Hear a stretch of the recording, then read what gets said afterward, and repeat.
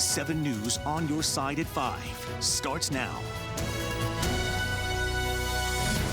Commanders, at my conference table, I asked how we could work together to protect the residents who live near RFK, families whose tax dollars would pay for a project that could price them out of their own neighborhood.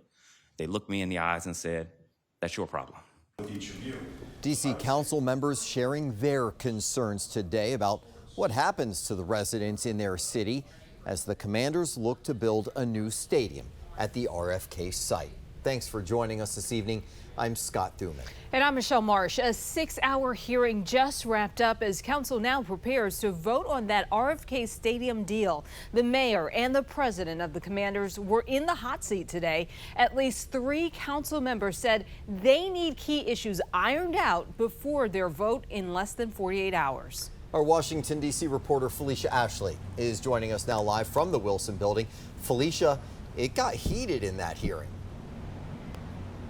And then you just heard a little snippet of that, and that was when Councilman Robert White, he questioned the mayor as well as the Commanders president heavily about what he feels is a lack and inability in the deal to protect residents who have been living near where the stadium could potentially be. They've been living there for decades, and he says they're not protected from being pushed out if the stadium does come to D.C. Now he says, and he highlighted that it is inevitable that families will get priced out, and he said they will see an increase in property taxes and an increase in the cost of living if the stadium is built. White asked the mayor and the team's president if they would commit to a preservation fund to protect those families and ask for those funds to come from revenue from the project.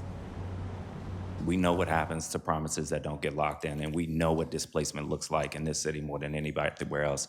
And I'm not going to turn a blind eye to that or forget about it. Respectfully, Councilmember, my record on moving legislation at this council related to property taxes, I'm quite sure exceeds yours. And I have been engaged in it since my time on this council and as mayor. All right. If you got the shot in that you wanted, let's now talk about not displacing the people around the stadium. Thank you. White also said that the Commanders say, they are investing in D.C. and coming home, but said the fact that they won't move their headquarters to D.C. is something that wouldn't fly in any other city. Now, the mayor's response to that is she said that D.C. is not any other city and that D.C. relies on Maryland and Virginia for support. That currently is where the team's headquarters are right now. Now, what we do know right now is that we just have under 48 hours until council members will make their first vote. Specifically, council members Allen and White both said that they want to make sure they rediscuss these issues with the team before they get a vote in. For now, reporting live from the Wilson building, Felicia Ashley, 7 News.